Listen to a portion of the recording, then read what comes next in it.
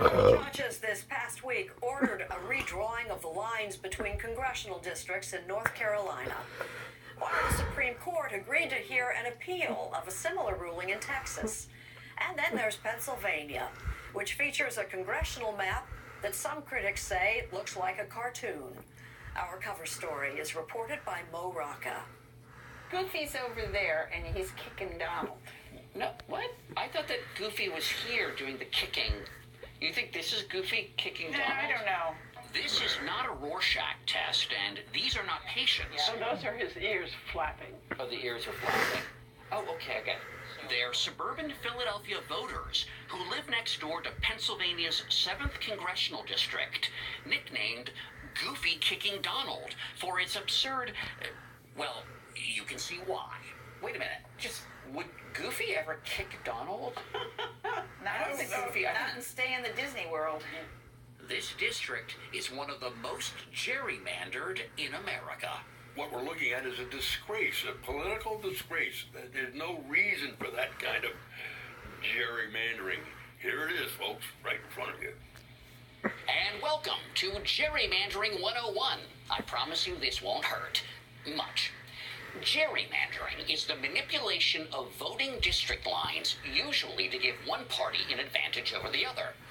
The word comes from Massachusetts Governor Elbridge Gerry, who in 1812 signed off on this salamander-shaped district, hence the term gerrymander, which sounds a lot better than gerrymander. Okay, there are 435 members in the House of Representatives.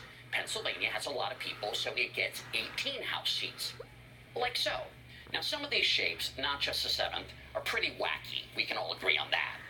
Now, I know you're asking, why not just lay a nice rectangular grid over Pennsylvania? Problem solved, right? Well, you can't do that, because people don't live evenly spread out. You got a lot of people over in Philly, a bunch over in Pittsburgh, not a lot of people in those places with no dots. Personally, I'd live over in Hershey. And each district has to have the same number of people. For that reason, and others we'll get to later, the shapes of districts are almost never going to be perfect squares. But how these shapes got to be so wacky is the issue here. Pennsylvania Democrats say the Republican-controlled state house drew these lines, or gerrymandered them, to create as many safe Republican seats as possible. Last election, Republicans won little more than half of the statewide vote, but the lion's share of congressional seats, 13 out of 18. Thank you for listening, and now let's return to our angry voters. We're not getting the representation that we were intended to get, and the politicians just jiggle it around to meet their needs, not our needs. They're angry because they say their Democratic-leaning communities were deliberately kept out of the 7th and lumped into the heavily Republican 16th district, ensuring that both went red. It causes people, I think, to wonder, why should they even go out to vote? Is my vote going to count? It was done to us personally, and there is no rational justification for that other than blind, naked power. But I do think it's very difficult for us to try to draw these lines. Both parties are guilty of gerrymandering. Notorious examples of gerrymandering. And both parties have long decried it. The fact is, gerrymandering has become a national scandal. It is absolutely essential that we block the gerrymandering ways of the Democratic Party. But increasingly, the discussion around gerrymandering has been about the threat it poses to American democracy itself. Few current representatives want to talk about it. Iowa's Rod Blum does. We shouldn't have to rig the system in our favor, or the Democrats shouldn't have to rig the system in their favor. Blum is a Tea Party Republican who represents Iowa's 1st, a Democratic-leaning district. Blum says he can't afford to ignore any of his constituents. With gerrymandering, the politician knows that they can be extreme right or extreme left and get reelected. If the district was more like mine, split evenly, then you're looking at every bill. What's a Republican think of this? What's a Democrat think of this? What's an independent think of it? His is not a typical district. Nationwide gerrymandering is one reason that the number of competitive congressional seats, those where both parties have a good shot at winning, has plunged over the past 20 years from 164 to just 72. Now keep an eye on Pennsylvania's 7th. Those district lines we've been talking about are redrawn every 10 years, right after the census, usually by the state legislature, in a process known as redistricting. Get a load of how the 7th has changed over the years.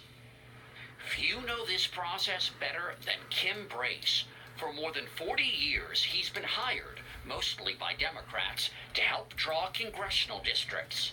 He was the only map maker we identified that was willing to talk to us on camera. You've got a lot of power in your pen. That's true. It's not your pen. It's now a mouse. It's a mouse. It's a mouse. And armed with mountains of voter data, it's become more science than art. Theoretically, you could say to a Republican incumbent, listen, the 5300 block of River Road is a lot more Democratic now. Let's cut that out. Sure. We draw the map. Sure, that's possible. That's possible. But Brace says there are a lot of factors that have to be considered. For instance, districts have to be contiguous. Communities of interest should be kept together. And how about this one? Incumbent requests and incumbent protection is something that the courts have recognized is a fact of redistricting life. Incumbent protection, like they're spotted owls. Or something along that line, yes. But this was precisely the rationale back in 2001, when, to protect the seat of Illinois Democrat Bobby Rush, Kim Brace cut out this residential block, home to a young primary challenger named Barack Obama. You gerrymandered the future president of the United States out of a congressional district. Right. So he then went for U.S. Senate and used that elevation to then become president. Not even a president could do what you did. Probably not, I guess. The general perception, it seems, not just from Democrats, from a lot of Republicans who want limits on gerrymandering, is that gerrymandering is bad for democracy. It's not always the case, but one person's gerrymander is another one's beautiful art creation. There may be no better example of this than Brace's most famous or infamous creation, Illinois' 4th, better known as the earmuffs.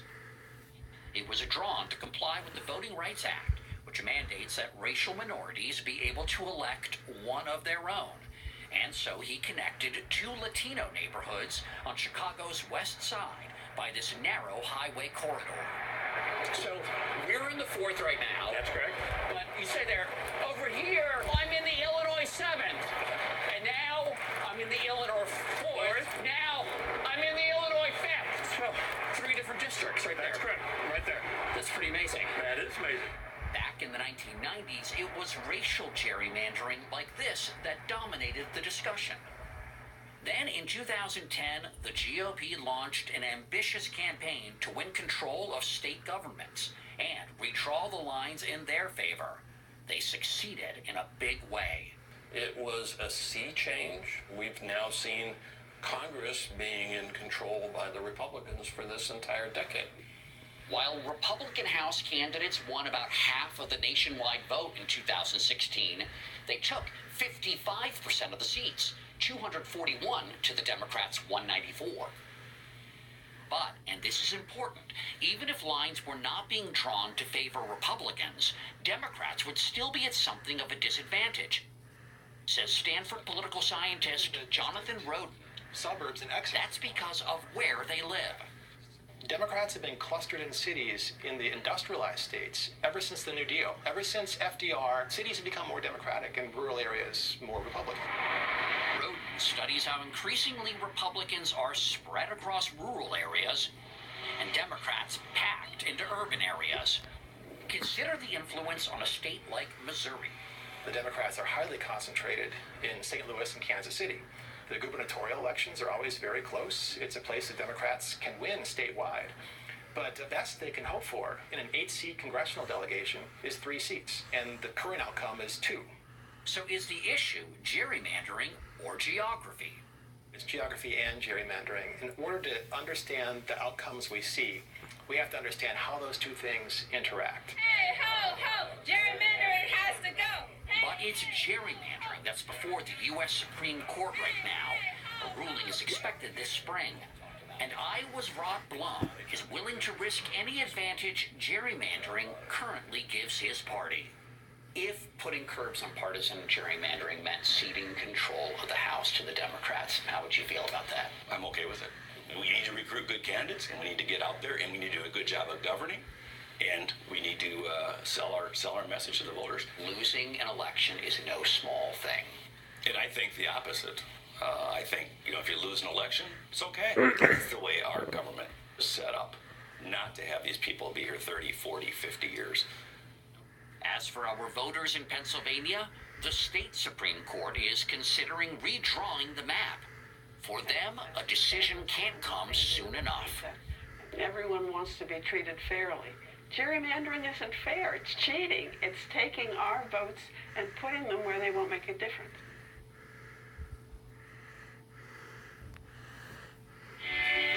Coming up,